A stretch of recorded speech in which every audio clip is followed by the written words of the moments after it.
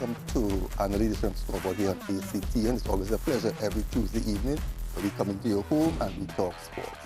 In today's program, we're going to be talking cricket. Yes, cricket. That's on everybody's lip right now because of the performance of our West Indies team. And my guest tonight is the former Secretary of the Trinidad and Tobago Cricket Board and also the former President of the Secondary Schools Cricket League, Mr. Surujdath Mahabir. Welcome. It's a pleasure. Well, thanks very much for having me. It's great to be here. Right. I know that you are a person really deep into the bowels of cricket. So I thought maybe you would be the best man to engage me in this conversation here. My question is, from where you sit, what is happening with West Indies cricket right now? Well, as I said, it's a pleasure to be here. I'm happy to be in ARC once more. And West Indies cricket, we are in deep trouble. Our decline started more than 20 years ago. We started the decline with the Test cricket, then extended to the 50 overs. And we held our own for a while in the T20, and even that now, we are in a decline. You look at where we are, and you look around and you say, what's the question? What's the solution? I think that's what we look at. We have to look at what's the solution. We have had successive change in CWI administration. We have had some changes in territorial boards. We have had changes in coach and managers. And we're still not out of the abyss. The solution is we have to go back to the drawing board. We're in a poor state. We can't just blame the players. The administration of cricket over the years in West Indies, for the last 20 years plus, have to take full responsibility. They have not put measures in place. They have not put the young cricketers coming forward into proper schemes, training programs, tours, A-team tours, under 23 tours, creating that future for West Indies cricket. They have not addressed our territorial regional sports in terms of the 4-day game, how we can improve that, how we can make it better. Are we looking at pitches? Are we looking at improving the players and the coaches in each territory to see where they are falling short? Do we have coaches assessment at CWI level and say, okay, who is Trinidad and Tobago coach, who is Ghana coach, who is Leeward Islands coach? How can we assess them? How can we assess those under them so that we create this path with the West Indies cricket? Yes, CWI wants to run a regional West Indies team, but where do the players come from? They come from the territories. Yeah. If we do not prepare the territories, if we do not have strength in the territories, if we don't have strength in the grassroots program, in the under 19, in the under 23, how are we going to produce a good West Indies team? And this goes back, as I said, 20 years plus, and no solution.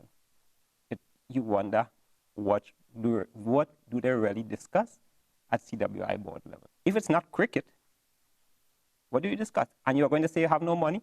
You will not have money unless you fix the cricket. Whatever money you have, fix the cricket first, and the sponsors will come. Why is Australia, England, India, Pakistan, why do they have sponsors? Because they are performing. Because I realize that we only getting sponsors like series after series. Because That's right. before this India series here, we had no sponsor. No. And I find that we're looking so untidy because you're actually seeing something stick on. It's pathetic. Yeah. You see a guy come to play with a jersey and you're blocking off. So you do have money to have uniforms available I look that at you can just print on a proper uniform for a guy instead of he runs out there to play. It's so unprofessional. You're not even seeing that in community cricket leagues. No, it's not. No, it don't even happen there. But if we go back, the last big hurrah we had was in 2016 when we won the women's T20, the under 19, and the senior. After that, nothing has happened basically for us. We see, if we go back to the recent under 19 World Cup here, right? We didn't perform, you know. And what I'm looking at is that I'm seeing that other smaller teams, right, although they're not the percentage is not high in winning, you can see a greater performance towards the game. Let's work backwards. You brought up a good topic there. The under-19 World Cup or under-19 team has been in preparation for a while. I was secretary of the board when that team was, they called the first set of players to train. You know, the territorial boards were not consulted, at least Trinidad and Tobago. They called some coaches in Trinidad and Tobago. They looked at past performances. They called people to trial. We made some noise. They included some. We held, despite the pandemic, we held an under-19 tournament in Trinidad and Tobago. We selected the best players. They played the tournament. Some of the guys who performed in that were not even called to the West Indies trials. They were never given a chance. There are at least 2 guys I know, I wouldn't call name now, that should have been in the Western trials. I think they were good enough for the under-19 team. I don't think the proper process was in place. Honestly, whoever, and let's look at something else before I move on. Where did West Indies go to prepare for that under-19 tournament? To England, in the cold of England, to play a tournament in the hot West Indies. Whoever was in charge of that program, whoever was in charge of West Indies cricket, should be fired. The CWI authority who authorized it is pathetic to authorize us to go to England to prepare for a tournament in the West Indies. And then you drop players after the England performance who probably would have performed better in our conditions. Yes. So if you work backwards from that, you see what I'm saying, that everything about West Indies cricket needs to be corrected. And, you know, I mean, we love democracy. It's the way we try to get people to govern for us, but it don't always work so.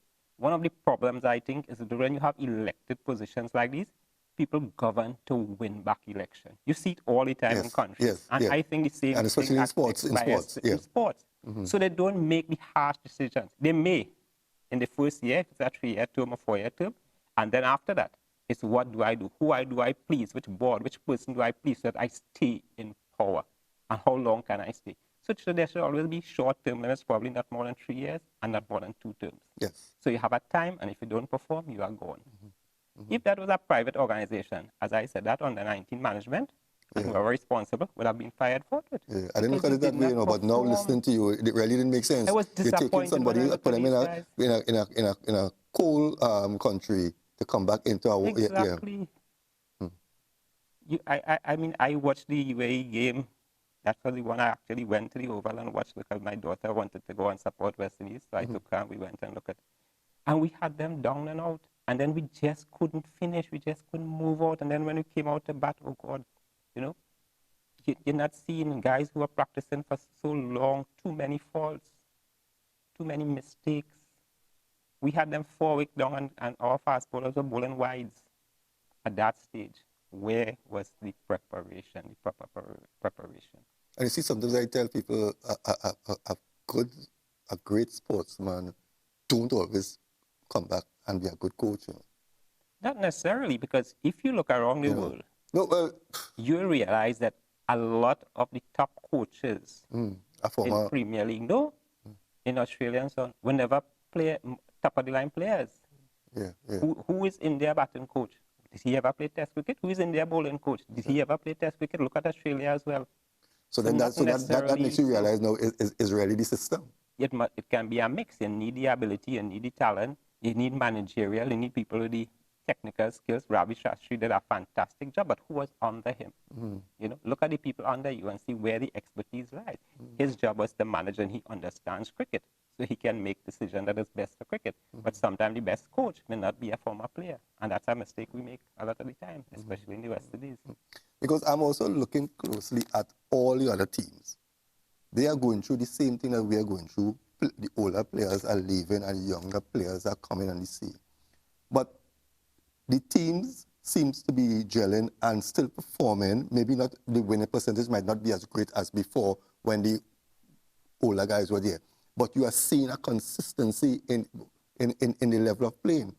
But looking at West Indies, we are bringing, they want the older ones to go, they're bringing the new ones but we are still on the same level. You look at it 2 ways. One, let's look at Australia, when West Indies destroyed them and they had to rebuild. Look at India, always the whipping horse, where they are now, at the top of the world, right? We look at West Indies now, as you say, who prepares our youngsters? And I want to go back, you spoke about our World Cup under-19 team. Where are these guys now? They brought them in, they rushed some of them into cricket, T20, 50 overs one day, and then they disappeared. Who does work with them? Where is the high performance center? Where's the training camp? Where's the under-23 tour? Well, I didn't even know I didn't even know the performance center is no longer in existence. I do, because despite COVID, we could have still have, I mean, West Indies have their own facility. We could have brought some of the guys in our bubble and work with them.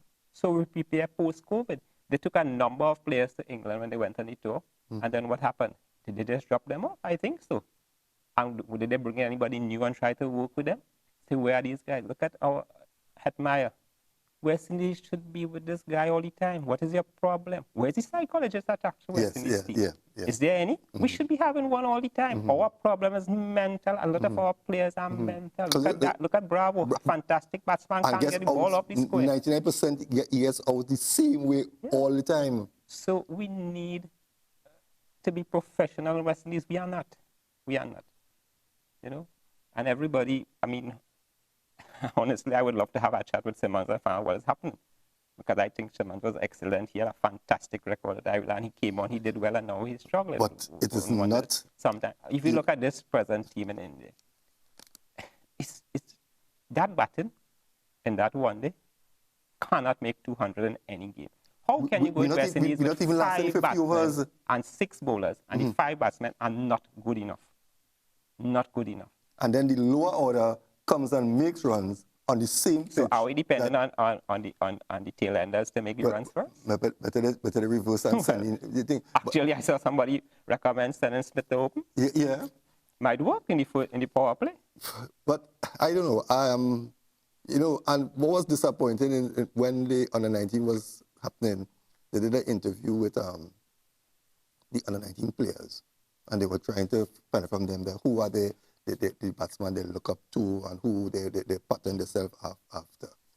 And most of these guys are looking at the Indian batsman, the Australian. Nobody has, I can't recall anybody even saying Lara, you know?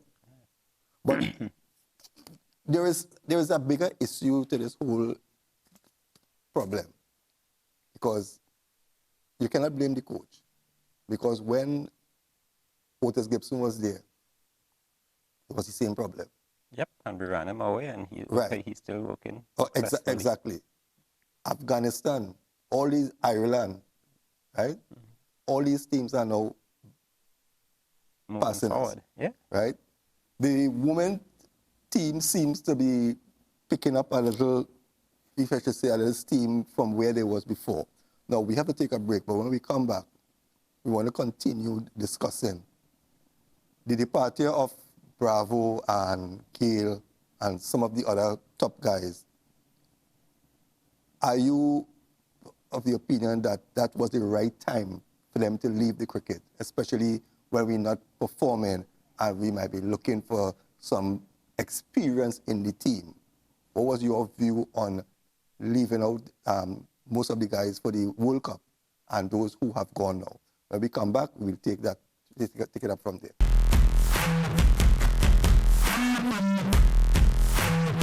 Welcome back, viewers. Welcome back to Scoreboard on ACT, and we're talking West Indies cricket. Before the break, you know, we mentioned a couple of names, Gale and Bravo. You know, we're not even seeing Ryan, Russell, you know, all these guys. What's your take on these names that I've called here right now? I think, honestly, that Gale have served his time. Having him as a mentor, sure.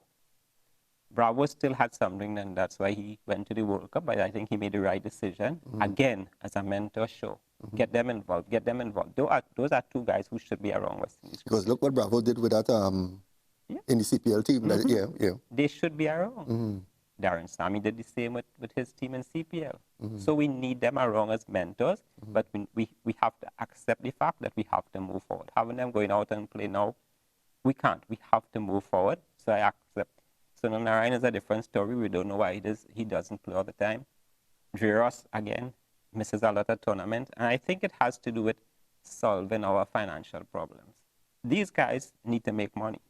That's where, you know, their livelihood is. And therefore, we must accept that. What we need to get going is how do we balance that with being patriotic to our West Indies team? How can we get them to be more consistently playing and giving up the best for West Indies? Because I mean, sometimes we question that because we don't see that they want to play for West Indies. We feel that they play for West Indies, some of them, with the hope that I want an IPL contract. And as soon as that comes and the money rolls in, we lose our way and our performances drop. How do we buy that? And that's why we come back now to how can West Indies cricket be successful enough to have sponsors like India does, like other team does, that when the money is made, I can tell a player, you don't need to go to play the Bangladesh Premier League. You don't need to go and play the Sri Lankan Premier League. Yes, play IPL, but that's where the big money comes in. You get something, you can select tournaments and play, but you give 100% to West Indies when we have our tours, because now we can compensate you for that. Or get businesses in the Caribbean to buy into our cricket. Cricket in the West Indies is one of the biggest, is the, together with football, the biggest sport.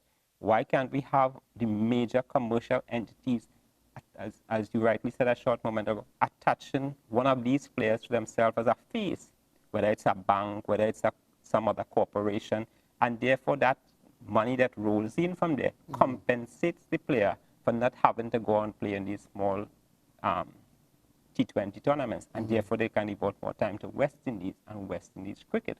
And that is the way we have to move forward. We may also need to look at a balance of pay performance. So you get a base salary, and then we compensate you as a team and as an individual. So in that way, we get people to be committed to what they do. But we have to work out the logistics. As I said, it has been there, and we're not seeing CWI and even regional boards stepping up to the plate to get these matters resolved. Wow. The ones who are really feeling the brunt of this whole situation here is really the supporters, because people in the Caribbean really love cricket, right? Very much so. When we look back at what cricket was, where we rule cricket, we know that, okay, we can't rule forever, but we are looking at the dismal performance now, and we're not seeing any more Laras, any more, Ambrose and these guys. Chandra Paul. Right? Chandra Paul, right? Larry Gomes. We are missing, from what I'm seeing, we are missing a dependable, batsman. And that is where I thought Bravo would have come in. Where, yes, he plays his big shot, but he could knock and get the ones and the twos, right, and bat the overs. In this series against India, in India here, we have not batted out our 50 overs. No, right? I wonder why. I mean, if Chase hit a bad spot, I wonder why he wasn't there, because he can still knock around the ball and give you a couple of overs, and we should pursue with him, because we do have the talent, and he's one who can fill that number 6 position. We played Bravo in 3 games, and he failed the 3 games. Because they had nobody to go to. Right. Chase not on the tour with him? I don't think so. That's why he didn't play. I think so, But then I can't understand why he didn't play. Himself, you have Kyle Myers, right? You already lose the series, right? It's better you try and lose the series 3-1 than 3-0. Exactly. Right? We miss Evan Lewis. Of course. Right? Because we're not getting any kind of start from Hope and King. Yeah. Right? And then Puran has lost some of his form. Yeah, a little while now. It's something he needs to work on. I've had a chat with him and myself. Right. He has to work out the mental aspect of it and go back to the drawing board and get this thing sorted. So right now, when we're looking at Holder, Odin Smith, Shepherd, even Akil Hussain. Yeah, was right? coming along nicely. So what is causing these guys to make runs on the same wicket that our top 4 batsmen cannot? Good question.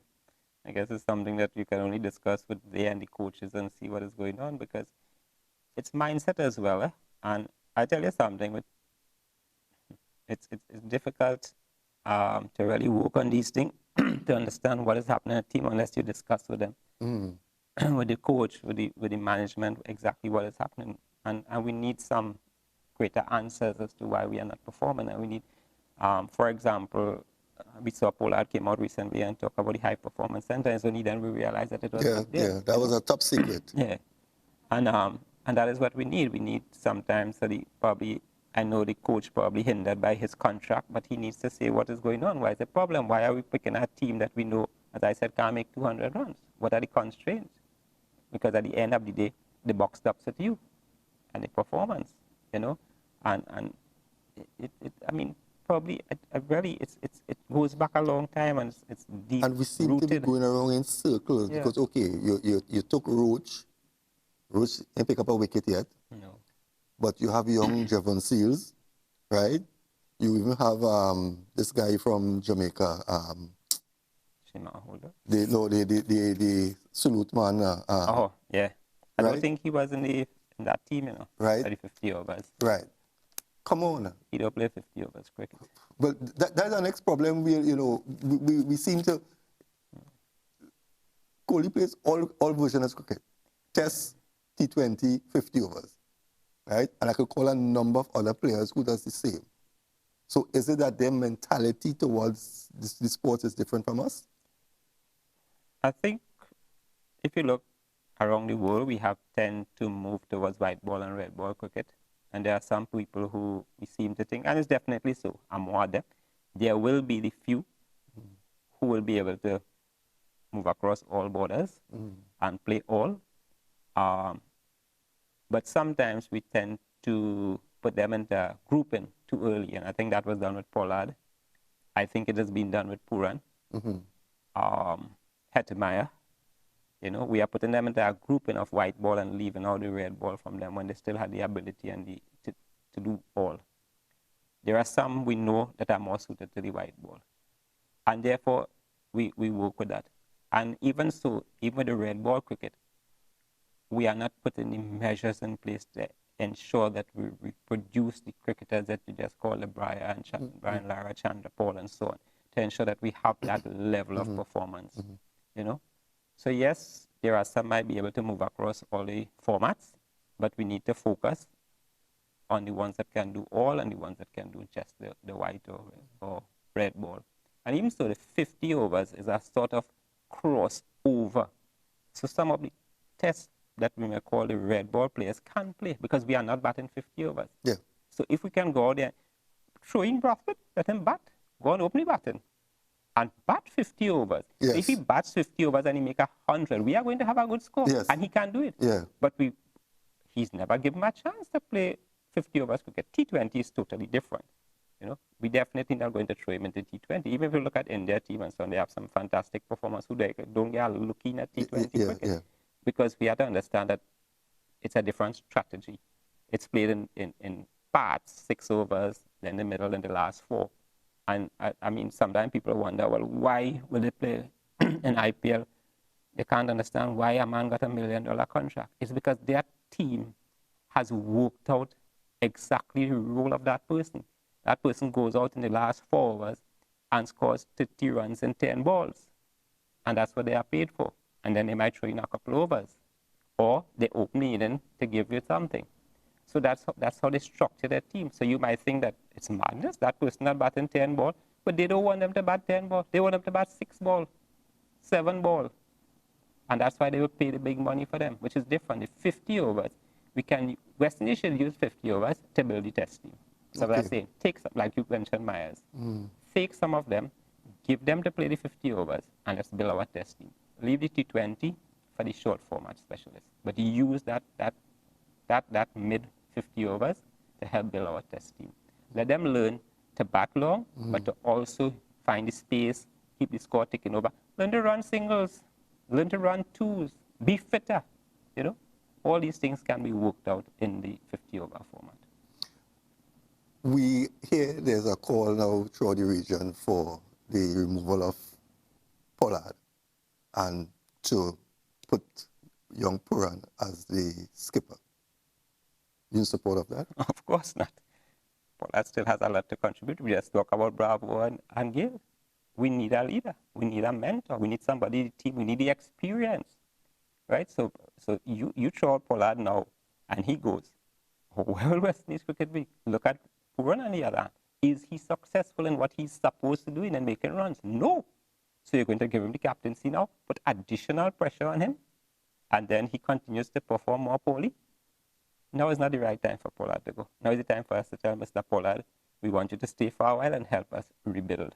Look at the experience. Try to get back Ray Russell in for a while. He still has a contribution to make. You know, look at some of the senior players, mix it with the youngsters, get some of the young ones involved again, and let's start back with your under 23s, have programs in place, and eventually Pollard could go. But for now, definitely not. So you see the solution is to get back to basically grassroots? Long term. There has to be three, a very short term measure, then a medium and long term. Long term is grassroots. We need to rebuild from the grassroots level coming up. That's how the territorial boards coming up. Medium term, we look at under 23s. We look at this under 19 team that won the World Cup. Who came after them? Who was just before them? How do we get them back together? High performance center, 18 tours, get them going to India, let them go and play a long format in India, in Australia, wherever. And the short term is get into the head of our players, get a psychologist, work with the Hetmeyers, work with the Chase, work with the ones who are not performing, see how quickly we can get to improve in our performance. We'll not reach the top of the world in the short run, but let's try to get like mid-table. At least get all the bottom. Ireland beat us. I think UAE beat Ireland yesterday. Yeah. UAE next day will beat us. So we need to work short term to solve that solution, to at least get into a little bit of winning. We wouldn't win much, but at least start to win, climb up the table back. Let's go 6, 7, and then we move from there coming forward. Well, Mr. Mahabir, there is so much more that we have to discuss that I hope you can join me on the next program to talk about the cricket. But I want to thank you for spending this time with us. I really, really appreciate you, taking this invitation. And I look forward to chatting you with the next episode of Scoreboard to continue with this cricket topic. Thank you. It was great being here. A very good afternoon to all our viewers. And keep supporting ACK. Wonderful job being done here. Well, viewers, we come to the end of another edition of this program. But before I end, I just want to give you, in this day in history, the biggest upset in boxing took place when Leon Spinks defeated Muhammad Ali. So I leave you with that. Have a blessed week ahead and join me next week. Yes, got through there with a bit of painful stuff to remind Leon Spinks he was still the boss.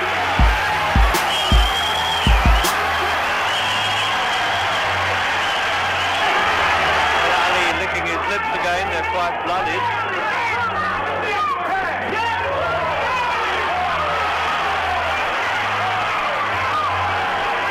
There's no question about it, every time Ali hits Spinks